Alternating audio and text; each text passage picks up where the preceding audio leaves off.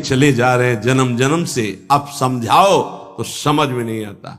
उनको चमत्कार दिखाओ कि आज बोले नाम तो जीवन में कभी दुख ना मिले बस। और जो कमा के रखा है उसको कौन भोगेगा? अवश्यमेव भोक्तव्यम कृतम कर्म शुभाशुभम। तुम्हारे जपने न जपने से प्रभु में कोई फर्क नहीं पड़ता, तुम में फर्क पड़ जाएगा। अगर भगवत विमुख हुए तो ये भी जन्म नष्ट हो जाएगा। तुम्हारा अहंकार काम नहीं करेगा। अभी मानव देह मिला, कर लो थोड़े दिन अहंकार, इसके बाद पता चल जाएगा। इसलिए अहंकार छोड़ो, शास्त्र आज्ञा, संत आज्ञा, गुरुजनों की आज्ञा का पालन करो, जिससे तुम्हारा हृदय महान हो जाए। उस महान को प्राप्त करने के लिए हृदय महान चाहिए। तुम्हारा स्वरूप ही है आनंदमय। जीव सहज सुख त्यागे, सहज सुख राशि। तू अपने को नहीं जान पा रहा, इसलिए देह भाव से पापाचरण कर रहा है। अरे सावधान रहना चाहिए। दूसरे की निंदा सुनने मात्र से उसके सारे पाप हमारे ऊपर आ जाते हैं। कहीं परनिंदा हो रही हो तो वहां का सिद्धांत है, कान में अंगुली डाले, राधा राधा, कान में इसलिए कि अब दोबारा शब्द ना पढ़ पावे, और वहां से खड़ा होकर चला जाए। यदि सभा में किसी की निंदा हो रही है और वहां आप बैठे हैं तो आपको वैसे ही अपराध लगेगा जैसी वो निंदा कर रहा है, या उसका विरोध करे। जैसे शिशुपाल श्री भगवान के लिए मलिन शब्द उच्चारण कर रहा था, भीष्म जी खड़े हो गए, महाभागवत है, अगर प्रभु के प्रति अब एक भी शब्द बोला तो भगवान ने कहा शांत हो जाओ, तुम शांत हो जाओ, तुम मत बोलो। कुछ राजा शिशुपाल के पक्ष के थे, तो आवेश में भीष्म जी आ गए। अगर श्री कृष्ण को कोई एक शब्द भी बोले, मेरे आराध्य देव, पूरी सभा के ऊपर पैर रखता हूं। अर्थात हर वीर को ये मैं कह रहा हूं कि अगर श्री कृष्ण के विपक्ष में कोई बोला तो मैं रौंद दूंगा। केवल मैं भक्त ही नहीं हूं, मैं महाबली हूं। त्रिभुवन में कोई ऐसा जोड़ नहीं जो भीष्म अपने स्वरूप में आ जाए और फिर उसे। वही भीष्म जी जब अधर्म के पक्ष में खड़े हो गए, पांडवों के विपक्ष में, वही भगवान पांडवों के पक्ष में तो दंड मिला, 6 महीना बाणों की शैया पर पड़े रहे। अधर्म के कारण परास्त हुए। ऐसे महावीर महाभागवत को कोई परास्त कर सके, असंभव। परम पावन गंगा जी के गर्भ में रहे, जिन गंगा जी का एक बूंद भी अगर शरीर छूटते समय चला जाए तो परम पद मिलता है, उनके गर्भ में रहे। अगर अधर्म का पक्ष ले लिया गया, अधर्म हो रहा है, सभा में बैठे हैं, तो उसी समय तेज नष्ट हो जाएगा, पुण्य नष्ट हो जाएगा, पाप का भागी बनेगा। जैसे भीष्म जैसे महापुरुष को भी बनना पड़ा। सभा में उधर ही बैठे और वही ही महाभागवतों की निंदा और अपमान हो रहा है, खड़े होकर चले जाना चाहिए। जैसे विदुर जी खड़े हुए और छोड़ दिया, आज के बाद तेरा अन्न नहीं पाएंगे, दुर्योधन इस सभा में नहीं आएंगे। जिस सभा में धर्मात्माओं की निंदा हो, उस सभा का त्याग कर दे। एकांत फूस की झोपड़ी बनाकर रहना पसंद, भिक्षा मांग के खाना पसंद, अधर्मियों का अन्न नहीं, अधर्म सभा का सेवन नहीं। तो भगवान विदुरानी जी के घर गए थे। पर निंदा सुन श्रवण मलिन, बचाना चाहिए श्रवणेंद्रिय को। जहां किसी की निंदा हो, अब तो शौक है इस बात का, निंदा करने का और सुनने का एक व्यसन है। अपने को बड़ा अच्छा साधक मान लेना, दूसरे को हे मानकर उनकी निंदा करना, ये क्या कर रहे हो? अपने जीवन को गर्त में गिरा रहे हो। पर निंदा के किए ते आवत नहीं कछु हाथ, मूर्ख पर्वत पाप को ले चल अपने साथ। बचन दोष पर गाए, दूसरों की विषय की चर्चा करने का समय कैसे मिलता है लोगों को? नाम जप करो, अपने विषय में सोचो, तुम्हारा मंगल कैसे होगा, तुम निष्पाप कैसे होगे, तुम्हारे दुखों की निवृत्ति कैसे होगी, तुम अपने कर्तव्य का पालन कैसे करोगे, तुम्हारा धर्म क्या है, इस विषय में सोचो। दूसरों के विषय में बोलने की हमारे पास समय वृत्ति कैसे है? ना तो वृत्ति होनी चाहिए ना समय। पर निंदा सुनकर श्रवणेंद्रिय मलिन हो गई और पर निंदा करके वचन मलिन हो गए। और अपने प्रभु से विमुख होकर, हरि से विमुख होकर सब अपवित्र हो गया। शरीर अपवित्र, इंद्रियां अपवित्र, हृदय अपवित्र, स्वभाव अपवित्र। तुलसीदास व्रत दान ज्ञान तप शुद्धि हेतु श्रुति गावे, राम चरण अनुराग नीर बिनु मल अति नाश न पावे। खास बात कह रहे हैं, शास्त्रों में बहुत वर्णन है। पाप नाश के बहुत से उपाय हैं, बड़े बड़े व्रत, कृच्छ चंद्रायण आदि व्रत, उपवास करने से कुछ पाप क्षीण होते हैं, लेकिन पाप प्रवृत्ति का नाश नहीं होता। शास्त्र ज्ञान भी पाप निवृत्ति का उपाय है, तपस्या भी, बड़े उपाय शास्त्रों में वर्णन किए पाप नष्ट का। गोस्वामी जी कह रहे भगवान के अनुराग के बिना, भगवत प्रेम के बिना जड़ मूल से हृदय निष्पाप नहीं होता। पाप की जड़ है प्रवृत्ति, वासना, कामना, तृष्णा, स्पृहा।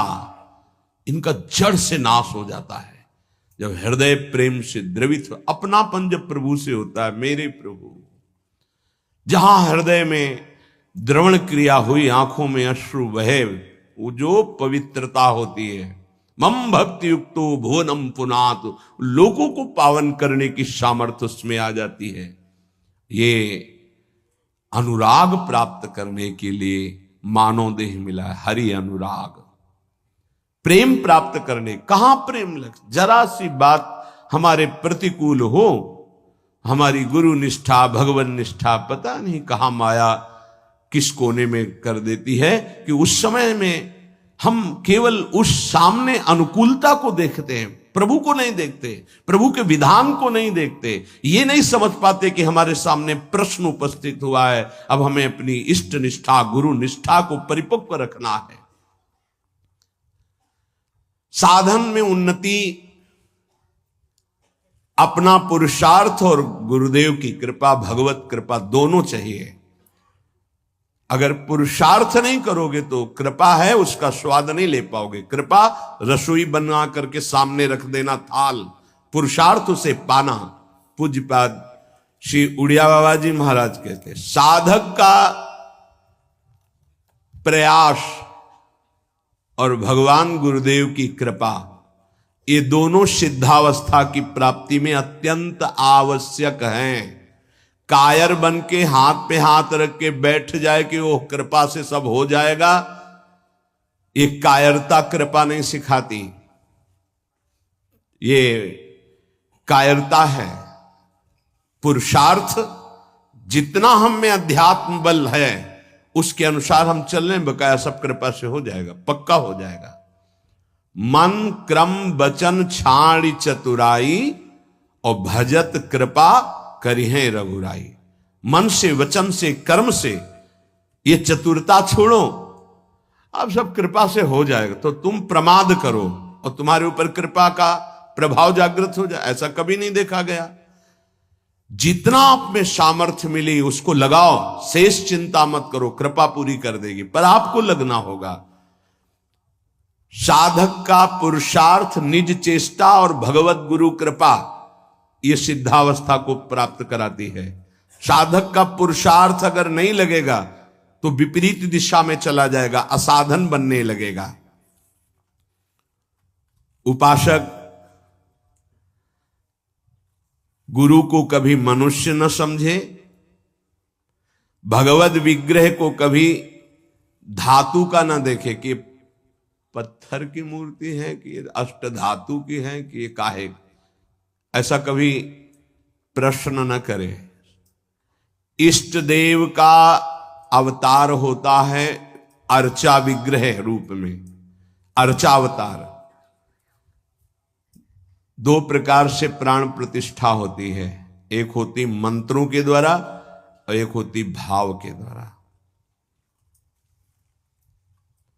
निरंतर जो मंत्राकार वृत्ति की हुई भजन में डूबे हुए महापुरुष है, जब तदात्म वृत्ति से श्री विग्रह की तरफ देख ले, उसी समय हलचल पैदा हो जाएगी। प्राण प्रतिष्ठा हो गई, छाती से लगा लिया, प्राण प्रतिष्ठा हो गई। मंत्रों का एक अनुष्ठान वैदिक सिद्धांत से और एक है भाव सिद्धांत। धन्ना जाट के भांग के बट्टा में कोई प्राण प्रतिष्ठा मंत्र से नहीं हुई, भाव से भगवान प्रकट हो गए थे। सिलपिल्ले बाई के भाव से भगवान प्रकट। जब हम अपने प्रभु को अपने प्रभु की भावना से प्यार से देखते हैं तो वहीं प्रकट हो जाते हैं। जैसे खंभा फोड़कर नरसिंह भगवान प्रकट हो गए प्रहलाद जी के लिए, भाव से देखा। नामदेव जी ने तो कुत्ते से भगवान प्रकट हो गए, भाव से देखा भूत से भगवान प्रकट हो गए। तो फिर श्री विग्रह में भगवान नहीं प्रकट हो जाएंगे जब भक्त भाव से देखेगा। और भाव ना हो तो भगवान में भी भगवान नहीं दिखते। दुर्योधन को कहां दिखते थे? दुर्योधन दुशासन इनको नहीं दिखते थे, भगवान में भी भगवान नहीं दिखते। गुरु को मनुष्य समझना, भगवद विग्रह को धातु या पाषाण का समझना, गुरु मंत्र को साधारण शब्द समझना, चरणोदक को सामान्य जल मानना, भगवत प्रसाद को भोजन मानना, अन्न मानना, साधु की जाति पर दृष्टि रखना, ये उपासक को सावधानी पूर्वक त्याग कर देना चाहिए। ये उपासना के बड़े विघ्न हैं। यदि ऐसा भाव बना रहेगा तो उपासना सिद्ध नहीं होगी। कभी कभी चूक हो जाती है। प्रसाद में अन्न या फल दृष्टि नहीं रखी जाती, सिर्फ प्रसाद। और वैष्णव पद्धति है, प्रसाद का किनका मुख में अगर डाल लिया जाए तो कोई भी व्रत भंग नहीं होता, चाहे निर्जला ही क्यों न हो। भगवत प्रसाद में ये भाव नहीं रखा जाता कि ये अन्न है या अमुक वस्तु है, नहीं। प्रसाद में यदि भोजन अन्न वस्तु, आज अन्न है तो कल प्रसाद कैसे हो जाएगा? प्रसाद तो सिर्फ प्रसाद है और उसका किनका डालने से हर व्रत की पूर्णता होती है। चरणामृत, जैसे जो लोग नहीं जानते, वो जब बटता है तो बोले थोड़ा जल हमको भी दे दीजिए। जल नहीं है, चरणामृत है। चरणामृत को जल समझना। प्रभु के सामने जाकर के पूछना, ये मूर्ति काहे की है? पत्थर की है, संगमरमर की है, ये धातु की है? बड़ा अपराध कर रहे हो। ऐसा कभी प्रभु के श्री विग्रह के सामने नहीं। ये संत किस जाति के हैं? ऐसा कभी नहीं। गुरुदेव साक्षात परब्रह्म तस्मै श्री गुरुवे, ऐसा भाव कहां हो पाता है? परब्रह्म परमात्मा भाव गुरुदेव पर हो पाना है तो बड़ी मुश्किल की बात है। यहां तो साधु भाव ही हो जाए बहुत बड़ी बात है कि ये संत है। पूर्ण मनुष्य बुद्धि बनी रहती है। इसीलिए हमको अपने गुरुदेव में आराध्य देव नहीं दिखाते, नहीं तो गुरुदेव अपने स्वरूप को ही तो दिखाने के लिए विराजमान है। इसमें शिष्य के नेत्र की बात है। गुरुदेव तो कृपाल हुए हैं। जब हरिव्यास देवाचार्य जी अपने गुरुदेव के पास आए तो जब शिष्यत्व की बात की तो उन्होंने कहा, तुम्हें कुछ दिखाई दे रहा है? बोले नहीं। जाओ 12 वर्ष गिरिराज जी की परिक्रमा। फिर आए, राधे राधे। अब कुछ दिखाई दे रहा है? बोले नहीं।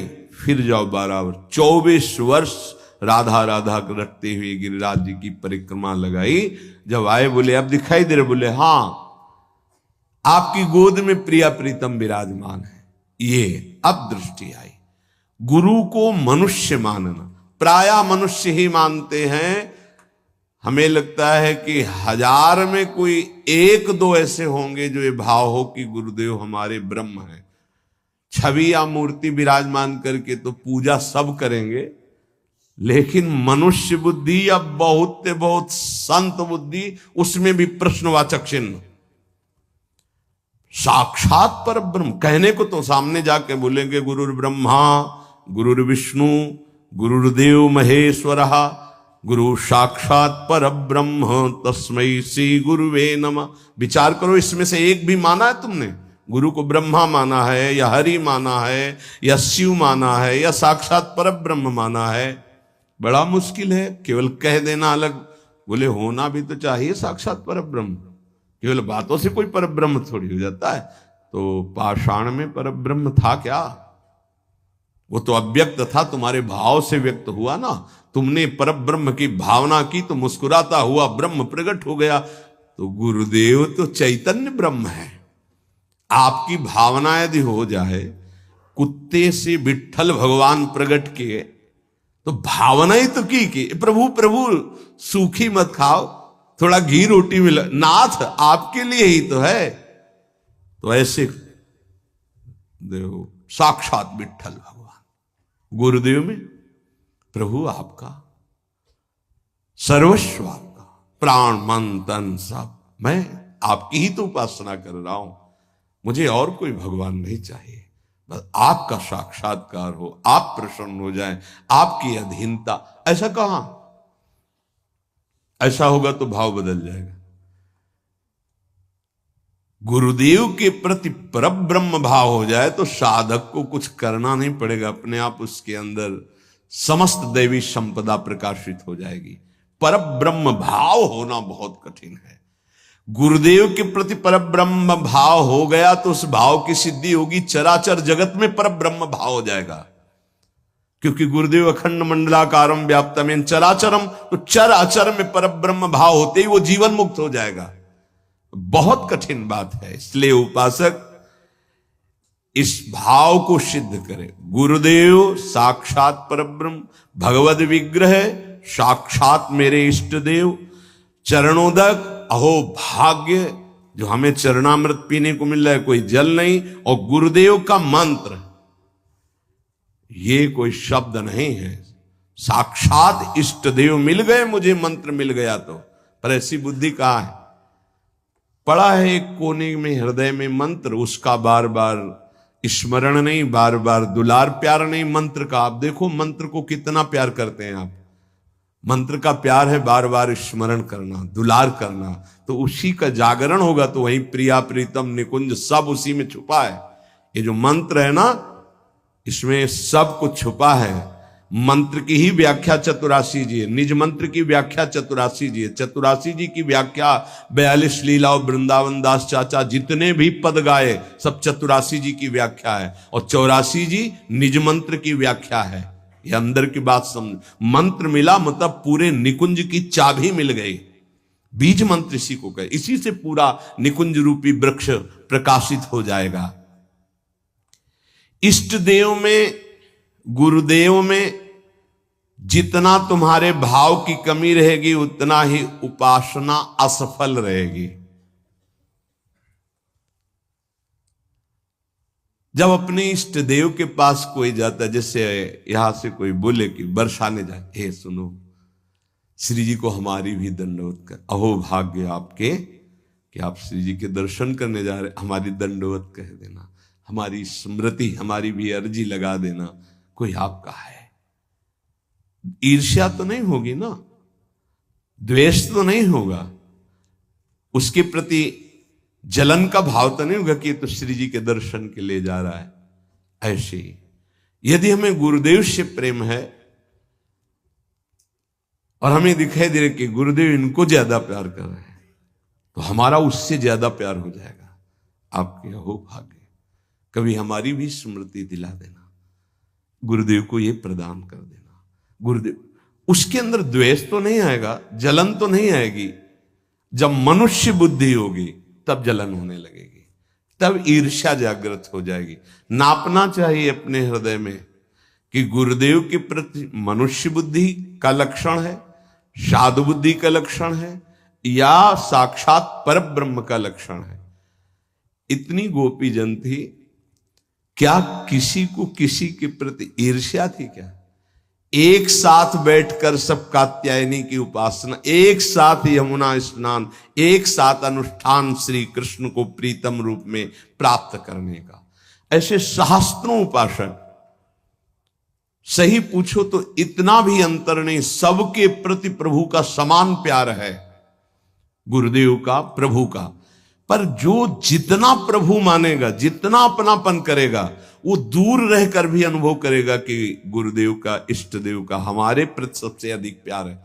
यह सबको अनुभव होगा यदि आप पवित्र हृदय से, भगवत भाव से, तो आपको यह अनुभव होगा कि देखो, देखें या ना देखें, बोले या ना बोले, मिले या ना मिले, मेरा हृदय कहता है कि गुरुदेव, इष्ट देव सबसे ज्यादा मुझे प्यार करते हैं। ये भगवत भाव में रहता है। इष्ट देव और गुरुदेव की परिपूर्णता के भाव में जितनी कमी रहेगी, उपासना उतनी कच्ची रहेगी। इष्ट देव गुरुदेव की परिपूर्णता में, इष्ट देव में कभी एक देशीयता का भाव नहीं रहना चाहिए। मेरे इष्ट देव सर्वत्र विराजमान है, तभी सच्चिदानंद भाव पूर्ण होगा। मन उपासना किए बिना नहीं रह सकता, इसका स्वभाव है उपासना करना। यदि प्रभु की उपासना नहीं की तो भोगों की उपासना ये करेगा ही करेगा, तुम इसे रोक नहीं सकते हो। अगर ये भोगों की उपासना करेगा तो दुख, चिंता, भय, शोक, मृत्यु, इससे तुम बच नहीं सकते हो। और मन का स्वभाव उपासना करना, ये बिना उपासना किए नहीं रह सकता। यदि प्रभु की उपासना नहीं की तो विषय की उपासना करेगा, इसलिए बचाओ इसको विषय उपासना से और प्रभु की तरफ लगा दो। तो बोले, ये जानते हुए कि ये विषय उपासना पाप कराएगी, फिर भी हम इसे क्यों नहीं रोक पाते? तो श्री भगवान कह रहे हैं कि तुम्हारा ज्ञान तीन तरह से ढक गया।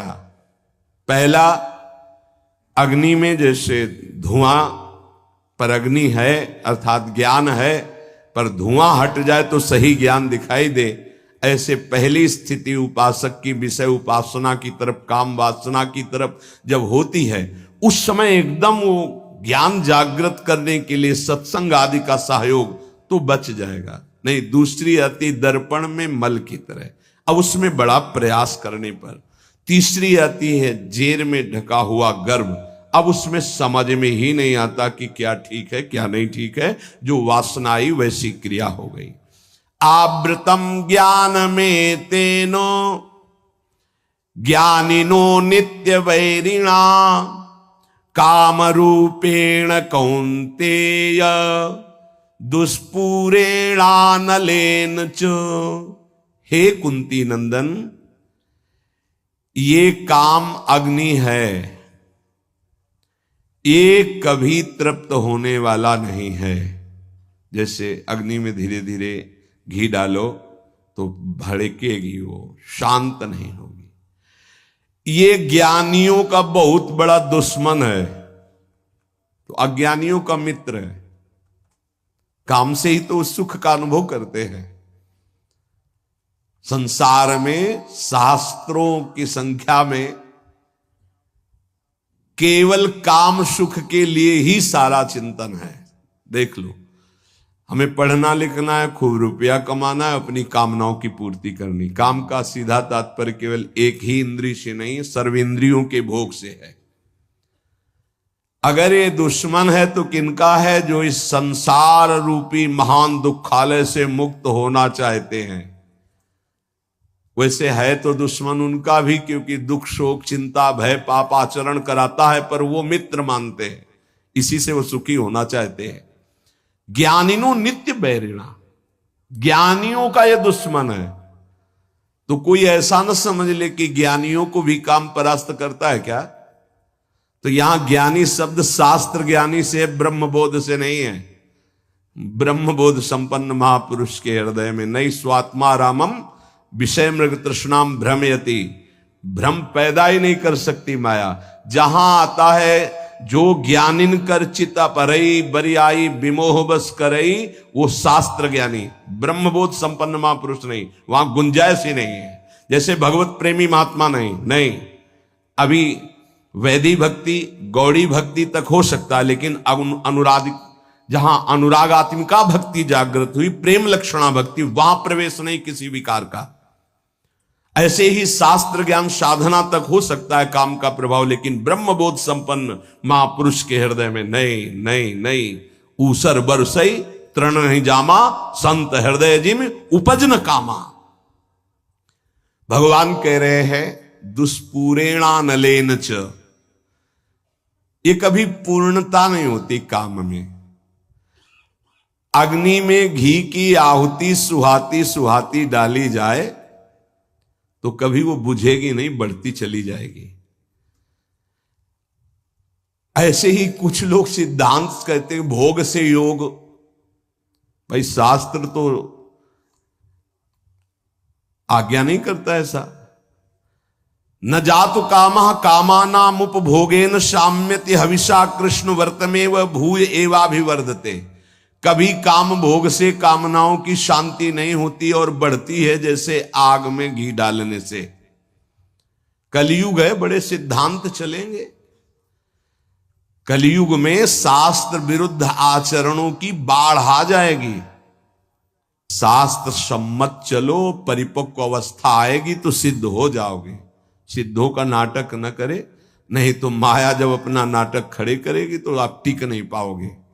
और जो सिद्ध हैं उनके आगे से लजाकर भाग जाती माया, अपना कोई प्रभाव नहीं दिखा पाती।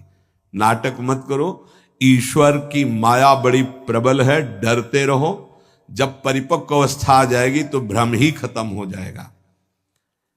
आजकल नए नए सिद्धांत बनाए जाते, नई नई बातें प्रकट की जाती हैं। ये समझ में नहीं आता कि शास्त्र सम्मत आचरण करने वाला महापुरुष ही सिद्ध होता है, शास्त्र विरुद्ध आचरण करने वाला नहीं। जिस समय माया ये देखेगी कि तुम मायापति के भी ऊपर सिद्ध हो गए हो, फिर वो जब प्रश्नवाचक चिन्ह खड़ा करेगी तो फिर नहीं निकल पाओगे। यहां बड़े बड़े झुक के निकले हैं, कोई भी हो। इसलिए हर उपासक से प्रार्थना है कि दंभ नाटक पाखंड न किया जाए। धैर्य पूर्वक चलोगे तो सिद्ध हो जाओगे। तुम्हारा जन्म ही हुआ है सिद्ध होने के लिए। कभी भोगों से योग की प्राप्ति नहीं होती। जगत गुरु भगवान श्री कृष्ण से बढ़कर कोई ज्ञानी नहीं है। त्यागात शांतिरनंतरम भगवान के शब्द हैं, और ये भी भगवान के शब्द हैं। और लोगों का मन यही चाहता है कि कोई ऐसा मार्ग मिले जिससे मनमानी भोग भोगने को मिले और योग भी हो जाए। फिर क्या है, फिर तो भीड़ वही लगेगी जहां भोग से योग है। भोग त्याग से योग, उसमें तो कोई बिरला। कोई एक पाव भगत जी में मोरी। आज शास्त्र की मर्यादा को ही नहीं समझा जाता है। जो जितना मन, फिर अंत में बड़ी दुर्गति होती है। मनमानी आचरण करने वाले की अंत में बड़ी दुर्गति होती है।